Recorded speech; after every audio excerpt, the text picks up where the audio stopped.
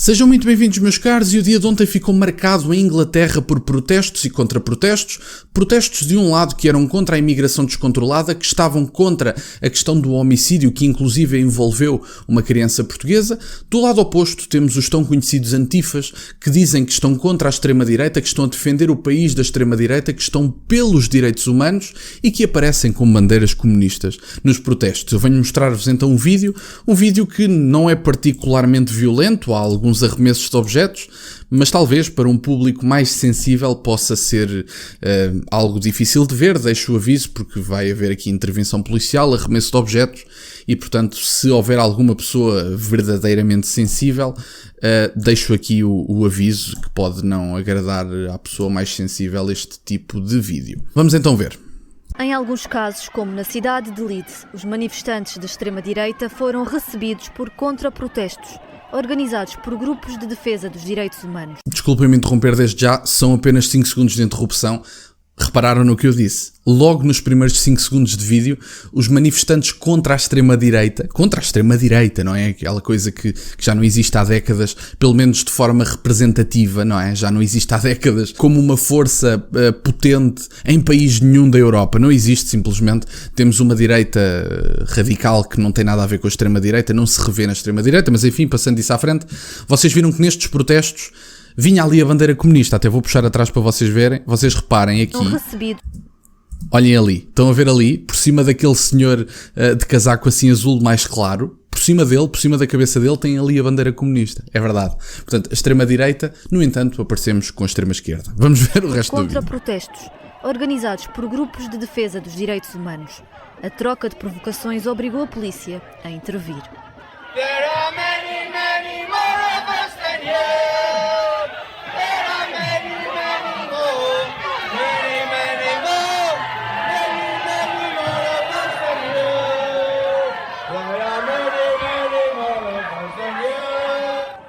A situação acabou por sair do controlo das autoridades. Vários polícias sofreram ferimentos em Liverpool depois do arremesso de cadeiras, tijolos e outros objetos. Em Manchester e Belfast, os protestos também ficaram marcados por violência e detenções.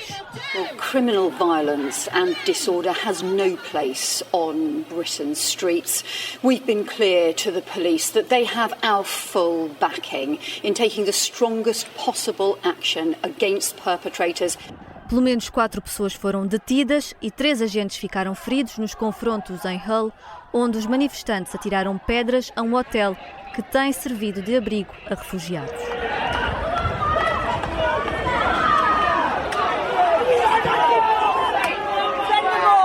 Um gesto que revela as motivações das dezenas de protestos agendados para este fim de semana por todo o Reino Unido, baseados em informações falsas sobre o jovem de 17 anos que matou à facada 3 crianças entre os 6 e os 9 anos. Entre as vítimas está uma menina portuguesa. Foi difundido que o autor do crime seria um imigrante ilegal muçulmano e requerente de asilo, e desde segunda-feira a violência tomou conta das ruas de várias cidades britânicas.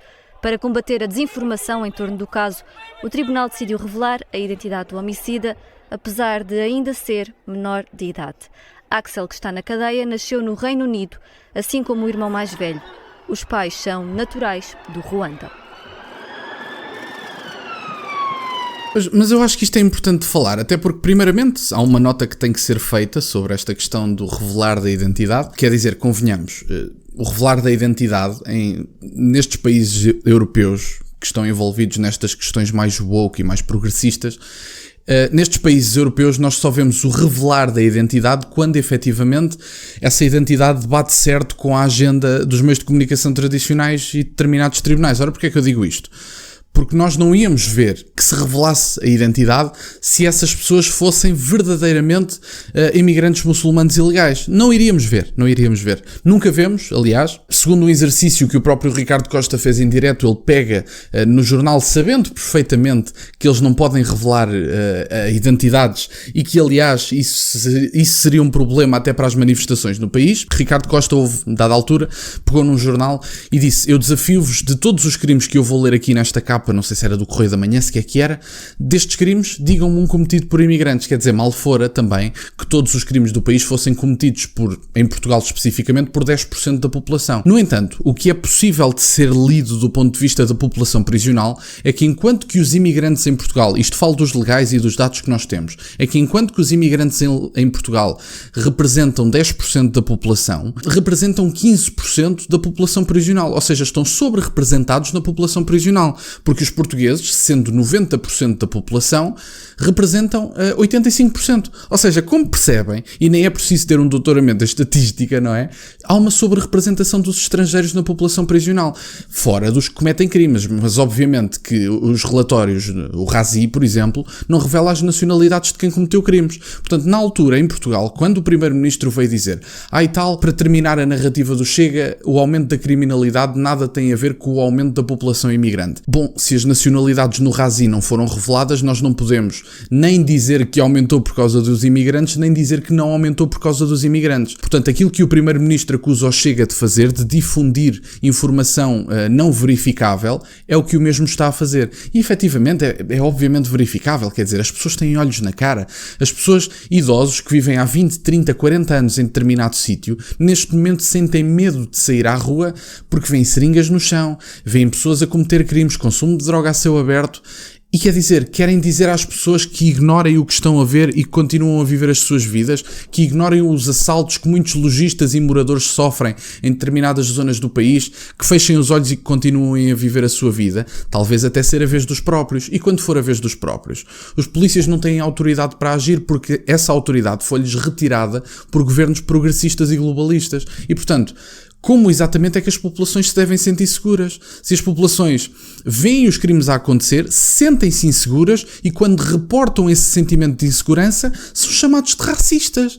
Quer dizer, isto são vários governos, são sucessivos governos, não só em Portugal, mas no resto da Europa, que não governam para o país, não governam segundo os interesses das pessoas que tentam representar, porque isto, em princípio, ainda é uma democracia representativa e estas pessoas deveriam estar a representar. Este sistema não deveria garantir a estabilidade. Meus caros, se há um partido mais votado, esse partido tem que governar. É tão simples como isto. Portanto, nós não temos que permitir este tipo de questões de coligações e este sistema, depois de se saber as votações, essas coligações acontecem de forma completamente antagónica ideologicamente para perpetuar os mesmos no poder, pois admiram-se que haja uma implosão no Ocidente das populações nativas.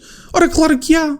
As populações não se sentem representadas, fazem queixas que não são ouvidas e quando votam quem governa não são os eleitos. Ora bom, o que é que as populações vão de sentir?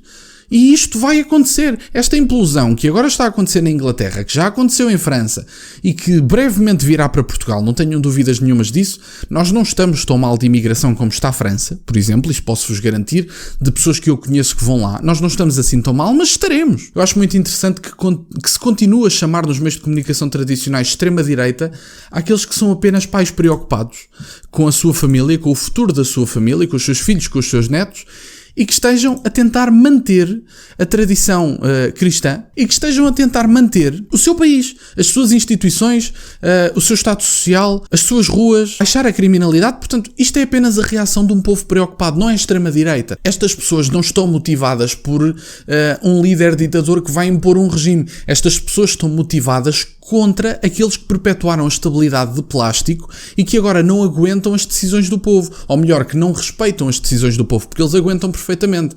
Tendo em conta que as decisões do povo não são respeitadas, eles aguentam perfeitamente. Mas bom, meus caros, da minha parte era isto. Quero-vos agradecer por terem estado desse lado. Vamos a caminho dos 18 mil subscritores. Muito obrigado, meus caros.